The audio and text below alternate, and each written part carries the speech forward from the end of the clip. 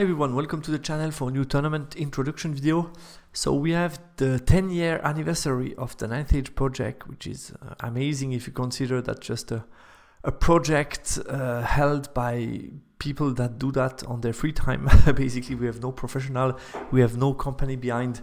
So if you compare that with other companies, it's quite amazing what the project has been able to achieve, and congrats to all the staff members for that, and thanks to them for their amazing work and the time they put and the effort they put to make sure that we get a good game, that we get a game that is balanced, enjoyable, where you can play any armies, something that Games Workshop was never able to achieve. And I think we can be proud and thankful for that. So that's the occasion also for me to say that. We have this new tournament. It's launched by Erk and Orc. Thanks to them as well. We have Gondis Albo as well involved. We have people from Warhol. We have Palmu from the staff who organized this amazing event. It's a huge tournament, a lot of people. And I just wanted to talk a little bit about that and also show you what's my group and so on. Couple of information first. So like I said, we 10th anniversary of the Ninth Age project, and therefore this event to be a party to celebrate that. We're going to use Season Pack 2. I really like the timing of the release of Season Pack 2. Quite shortly after ETC, you always this kind of vacuum or this empty period where people play a bit less. And Season Pack 2 motivates us to try new stuff. Overall, we have 148, if I'm not mistaken, players who are into 25 groups. So we have first a group stage with group of 6. Only the 2 first of the group are going to be qualified for the knockout stage. And after that, we get a knockout stage. For each game, we randomly choose primary and deployment as well as the map. I like that a lot. I don't like the game where you know the primary, the deployment and the map in advance, because I think that gives you an unrealistic time to prepare your macro, which is not very representative of what you get in a live event in tournaments. So I prefer that one because you get that at the beginning of the game. You need quickly to establish a good macro and then you start the game. So I like that. You can just prepare on the list, but then it's very similar to what you would get in a normal tournament. And then let's talk about prize money, rewards, amazing prize. I think, it's they did something really impressive here. So first of all, the first place in each of the group are going to get a 3 months Warhol subscription, full set of mission card and trophy forum. So for 25 guys, they are going to get that. So that's already amazing. Then you have the first, second, third place who also get amazing prize. So very impressive what they put in place here to motivate the people to take part and also to celebrate this special anniversary. Regarding lists, so I will talk quickly about my list. I took the type of list MMU approach with a lot of threats on the table. That worked quite well for Ogre Khan this season. I think it's enjoyable to play. I'm really eager to try something a bit different from the Infernal Dwarfs that I played for a long time, which are more defensive approach, more shooting based. Here you have no shooting. It's all about the combat, setting up the good combat, and find the solution in the combat area.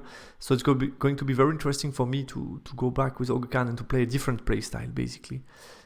As you can see, I went with a full unit of 6 basically in core and in special for my scoring unit, and then in special I went with the triple Keen Eater with Rotten Joe, obviously the 2 Yetis and the double Frost Mammoth. So I think the list is quite interesting to play, and this is also going to bring interesting games and also battle report, obviously.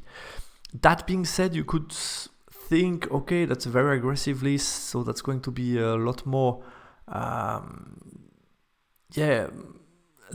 sometimes you could have the risk of thinking, okay, it's combat oriented, so you just throw into combat and see what happens and see who is alive at the end. And you will see that's something I will also try to explain during my battle reports in this tournament.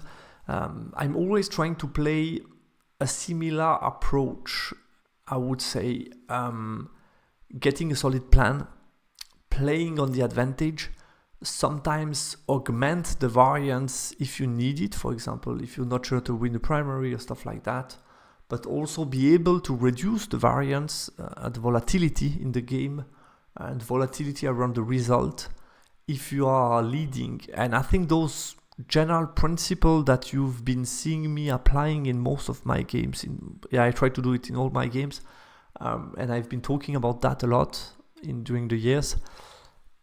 They apply for every type of list.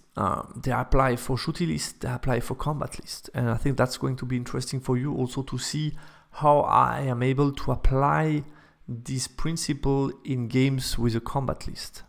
And trying to reduce some outcome, the likelihood of some outcome, thanks to some game plans and thinking ahead and planning, all that stuff is, it's applying for any type of list basically. So I'm really looking forward to also be able to try that, to try to show that in games with this combat list.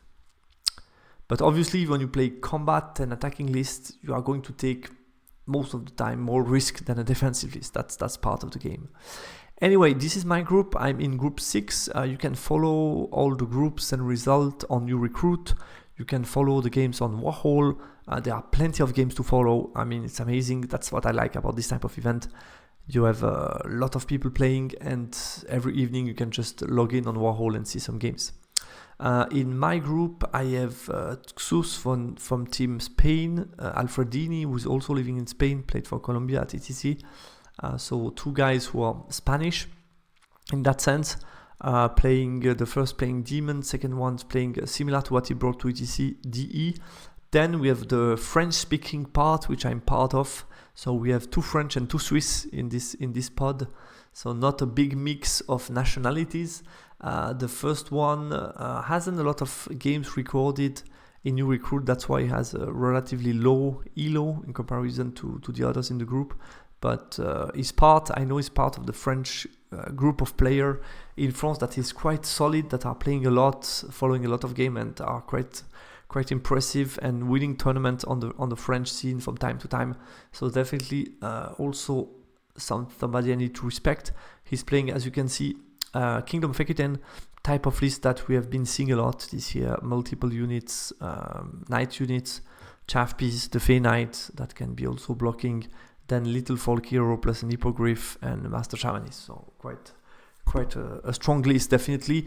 And then I have my fellow countryman Thomas, who is playing VC. He's the only one in our group playing a special character. He's playing the Collective of Variag. And then we have Chocler, who's from France, playing also Ogre Khan, but differently than mine.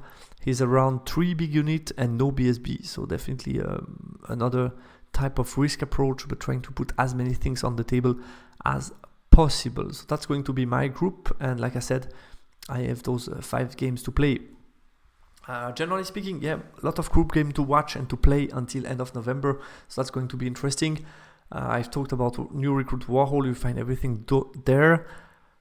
The final, so towards end of November, it's the end of the group stage. Then they will know the finalist and they will announce the game time of the finals on the website, which is quite cool, I think. On the personal level, I'm really happy to play Ogre Khan again. First of all, to play Ogre Khan again because it was my first army and I love Ogre Khan as well.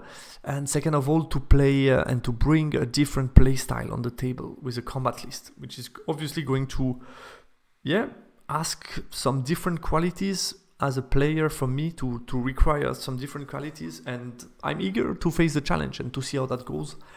Really intrigued to try out this list, which I think is quite good, but really eager to see what I can do.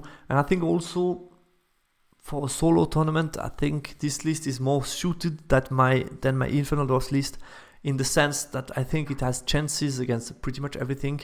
You have no matchup that is really lost at the beginning, I feel, with this Ogre Khan list. But at the same time, you don't have so many easy matchup as well. You need to really play for it. But I like that. And also, I'm going to have more open games, which means trading battle report, because when you have more combat, you get more something unpredictable. Like I always say, when you go in combat, you don't know what will happen, and that's always this part of the game which can be thrilling, sometimes forcing you to adapt, adjust, anticipate, to try not getting caught off guard. And I think for you guys, change of content. In the recent months, the months before ETC, doing all my preparation, I played a lot of games with Infernal Dwarfs, gunline type of list, which is not the most exciting for battle reports, despite the fact that I think there are plenty of strategic aspects to analyze also with it, and it's also quite interesting to see how to take the most from this type of list. I think you will enjoy also me changing for another type of list, which brings a bit more action and different type of game, basically to be a bit more diversified on the channel. Guys, that's all for this small conclusion. I hope you will enjoy those battle reports. Take care, talk to you soon. Bye.